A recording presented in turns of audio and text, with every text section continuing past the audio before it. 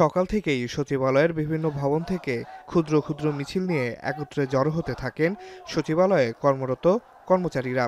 হাতে প্ল্যাকার্ড আর কণ্ঠে সরকারি চাকরি আইন ২০২৫ বাতিলের দাবি। গত বৃহস্পতিবার উপদেষ্টা পরিষদের বৈঠকে সরকারি চাকরি সংশোধন অধ্যাদেশ ২০২৫-এর খসড়া অনুমোদন দেয় অন্তর্বর্তী সরকারের উপদেষ্টা পরিষদ। এরপর থেকেই আন্দোলনে নামেন সচিবালয়ে কর্মরত কর্মচারীরা। আন্দোলনের মধ্যেই রোববার রাতে অধ্যাদেশ জারি করে সরকার। বিদ্যমান আইন অনুযায়ী কোনো কর্মচারীর অনিয়মের বিরুদ্ধে ব্যবস্থা নিতে গেলে অন্তত ৭ থেকে ৮টি ধাপ পার করতে হয়।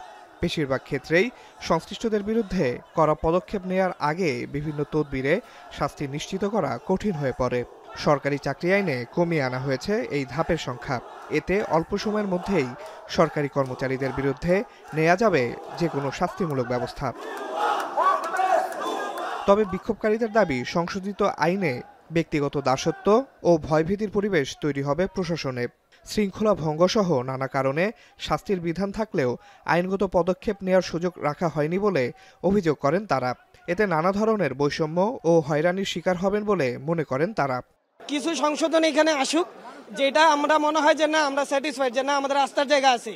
কেউ অপরাধ করলে যেন তাদেরকে সু করার অপশনও থাকে, কেউ যদি অপরাধ না করে সে যেন সর্বোচ্চ বিচারটা পায়। এখন যে আইনটা করছে এই আইনে কোনো কিছু থাকবে না, আত্মপক্ষ সমর্থন নাই, কিছু নাই, তাৎক্ষণিকভাবে আমাদেরকে একটা বহিষ্কার করে চাকরিচ্যুত করতে পারবে। আত্মপক্ষ সমর্থনের সুযোগ ছাড়া যদি চাকরি এভাবে চলে যায় তাহলে সবাই একটা শঙ্কায় থাকবে। পরে দুপুরে এই নিয়ে আইন উপদেষ্টার সাথে বৈঠকের কথা থাকলেও শেষ পর্যন্ত তা হয়নি। তাই আগামীকালও কর্মসূচি অব্যাহত রাখার ঘোষণা দিয়ে স্থগিত করা হয় দিনের কর্মসূচি। মাননীয় আইন উপদেষ্টা মহোদয় রাষ্ট্রীয় জনগুরুত্বপূর্ণ একটি বিষয়ে আমাদেরকে অবহিত করেছেন যে আয়োজনে যমুনাতে প্রধান উপদেষ্টা মহোদয়ের সাথে মিটিংয়ে বা সভায় উপস্থিত থাকবেন। আগামীকাল সারা বাংলাদেশের কর্মকর্তা কর্মচারীদের প্রতি অনুরোধ থাকলো, আপনারা অবশ্যই আপনাদের যার যার অবস্থান থেকে কর্মসূচি পালন করবেন যতক্ষণ পর্যন্ত সচিবালয় থেকে আমরা কোনো নির্দেশনা না দেব।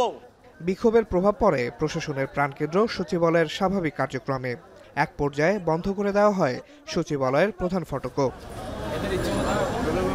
আসিফ ইকবাল খান, এখন, ঢাকা।